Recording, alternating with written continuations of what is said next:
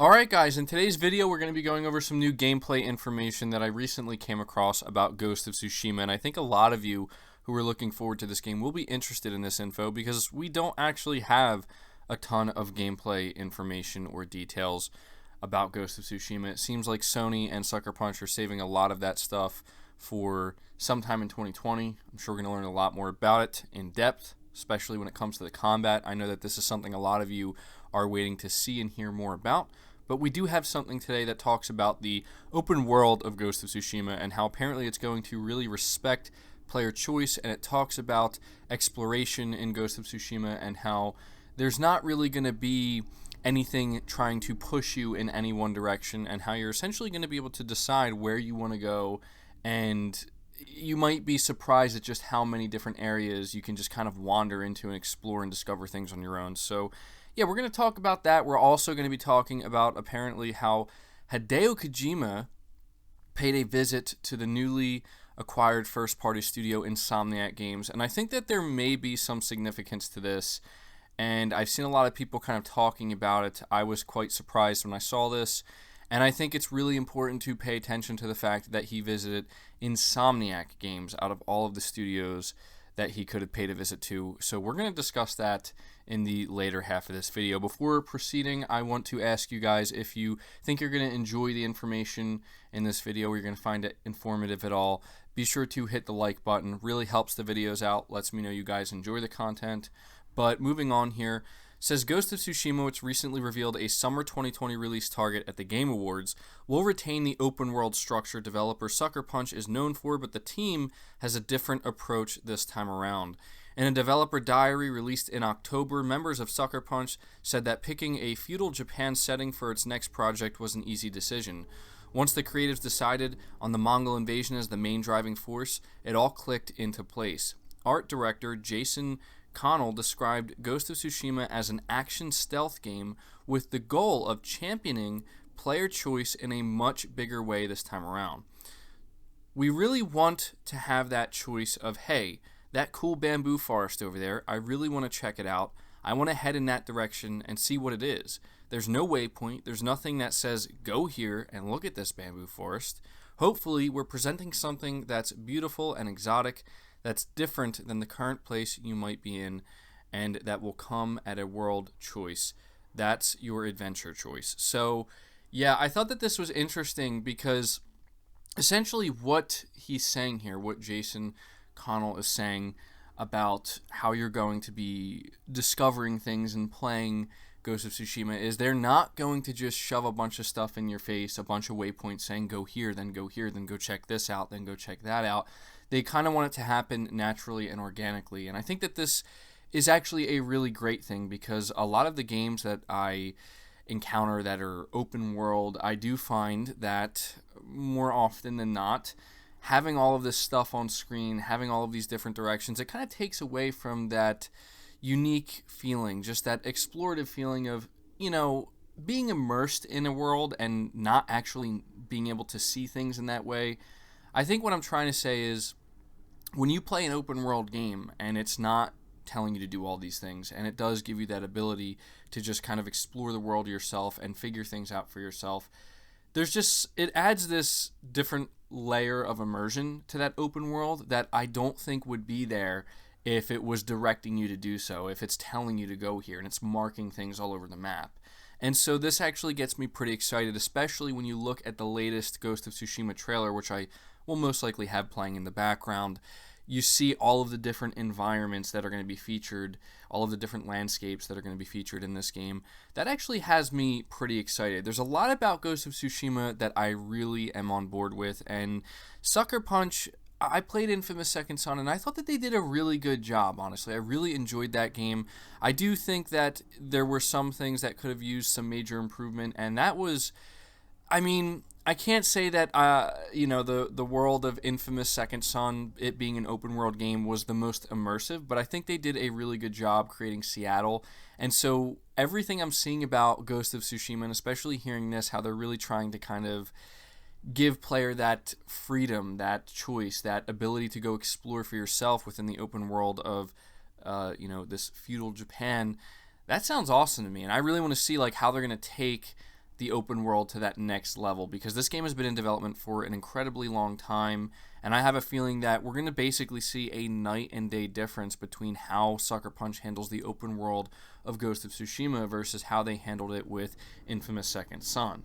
So yeah, I really thought that this information was important to relay to you guys for anybody who's interested in Ghost of Tsushima. Apparently there's not going to be any waypoints, and I'm sure there's going to be certain waypoints, like if you're trying to just mainline the story, but in terms of just exploring the open world and having that freedom, it will be there. And so if you're somebody who likes that in your open world games, then it's something you can look forward to with this. But moving on from that, talking about Hideo Kojima paying a visit to Insomniac Games, what am I insinuating here by talking about this? Well, I think that there is a chance that Sony is attempting to acquire Kojima Productions. Now, here's the thing. Before going any further, I don't want anybody to get overly hyped or overly excited.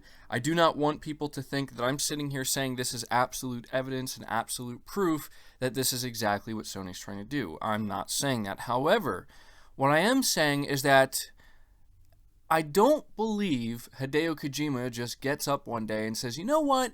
I'm going to go visit Insomniac Games because I want to see Spider-Man 2, because we know that that's what Insomniac Games is currently working on, most likely alongside another project. Could be another Ratchet & Clank game or something completely different. But I just don't think that Kojima got up and said, I'm going to go see Insomniac Games and visit them and hang out, just because I feel like it's not really how these things work. What I'm trying to get at here is that there was a purpose for Kojima randomly, out of nowhere. Actually, I don't want to say randomly, because you need to pay attention to the timing of this. Kojima is visiting Insomniac Games, the newly acquired first-party studio under Sony, about a little over a month since since Death Stranding launched. And the reason why you need to pay attention to that time frame is because if it was happening right before, I wouldn't maybe think too much of it. It was happening immediately after, I wouldn't think too much of it. But Death Stranding has been out long enough for Sony to be able to determine whether or not this was a success for them. Like, was Death Stranding a success for PlayStation? You know, them getting so heavily involved with it. And I think that Kojima paying a visit to Insomniac Games is kind of a subtle hint that, yes, Death Stranding was successful for PlayStation, enough so that they are now pursuing Kojima and trying to get him on board to acquire him and his studio and make them a first-party Sony studio. And if you're Kojima, right, I think it's safe to say that he's most likely, as all independent developers are, but more so with Kojima because of what happened with Konami and him, is probably very hesitant, rightfully so. So I'd have to imagine if you're Kojima, you're probably thinking, well, you know, Sony really did help me out, and they seem to really be willing to take creative risks, and they've been really good to me, but after what happened with Konami, he had everything stripped from him, he had Metal Gear taken away from him, he had the Fox engine taken away from him, and Konami even tried to make it hard for him to bring any of his staff over to Kojima Productions. So you can understand why Kojima is probably the last person on earth who would want to be acquired, to be owned by a publisher. But at the same time, Sony was the one that stepped in and said, we want to make Death Stranding happen. Sony was the one that, you know, greenlit Death Stranding and said, okay, we'll fund this, we'll publish this, and we'll give you support with Guerrilla Games. And no questions asked. And I'm sure if the reason why Death Stranding is going to PC is when Kojima, he's most likely the one who said, I want this game on PC. Sony's fine. We want to make this game. We want to make this happen. We want this partnership to happen.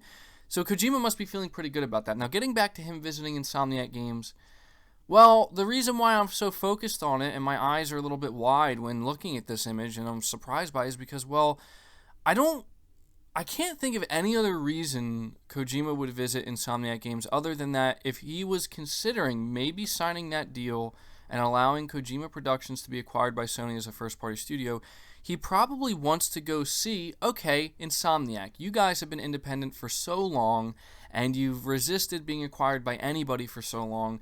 Now suddenly you did accept, you kind of made it official, you did accept that you are now a first-party studio under Sony. What changed? if anything at all, how has life been ever since you got acquired, and how has Sony been? And he's probably interacting with Ted Price there, talking to him, and just figuring out like the difference between not being owned by Sony versus being owned by them. Because the truth is, Kojima Productions, Kojima would definitely get something in return for becoming a first-party studio under Sony. He gets a lot of that security, right? Where it's like he would get a lot more funding much more easily. There'd be just a much bigger safety net. Granted, it is Kojima, and his name holds a lot of weight, and he probably could do anything he wants in the industry, but he's probably thinking long-term, right? I don't... I'm just assuming anyway. And I know I'm getting like ahead of myself here, and again, we speculated in the past about Remedy getting acquired, and so far nothing has come of that. However, I will say we don't know if anything's going to come of that. We know that Remedy and Sony have been awfully close. Maybe they just signed an exclusive game deal that we're going to learn about for the PlayStation 5, or maybe Sony's still trying to pursue them, and we don't know. And we don't know if this is why Kojima paid a visit to Insomniac Games, but it's just very interesting to me that this is happening about a month or month and a half after Death Stranding launched, where Sony can kind of determine whether or not this game was an initial success for them, considering how risky it was, right? Considering how divisive it was.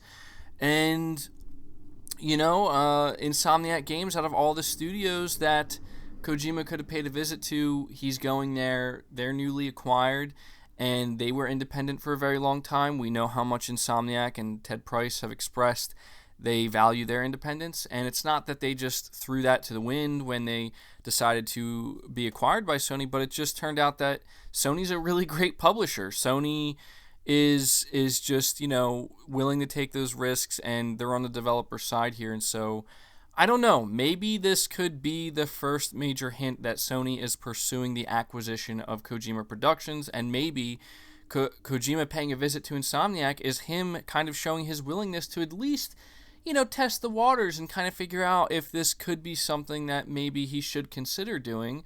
But again, it could be nothing.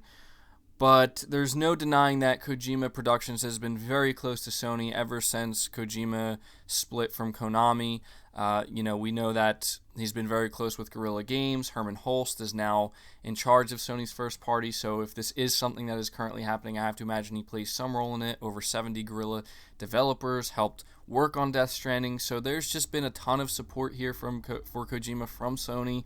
And so I have to imagine if Sony's poking at him saying, look, let's do this, at the very least, Kojima has to be considering it a little bit because of how good Sony's been to him. So, yeah, that's going to do it for the video, guys. I'm rambling a little bit here, but I had to talk about the stuff.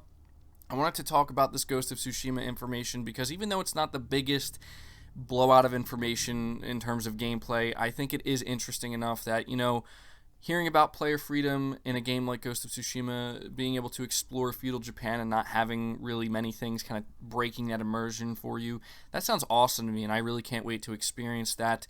And it sounds like Sucker Punch is really taking things to the next level. And I also had to talk about Kojima paying a visit to Insomniac Games and what that may mean for the future of Kojima Productions and Sony. So at this point, I'm going to ask you to let me know your thoughts down in the comments below. What do you think about what we talked about with Ghost of Tsushima? And what do you think about Kojima visiting Insomniac Games? Do you think we could potentially see Sony trying to acquire them, or do you think it's just nothing? Do you think that Kojima really just paid a visit to Insomniac because he's like, I want to see Spider-Man 2, I'm Kojima, I can do whatever I want, and if I want to see Spider-Man 2, I'm going to make it happen? Let me know down in the comments below. Again, leave the video a like if you did enjoy it, if you found it informative. Subscribe to the channel if you're new and haven't already. Hit the bell notification icon so you never miss an upload, and feel free to share this video out on top of all that. But until next time, guys, take care.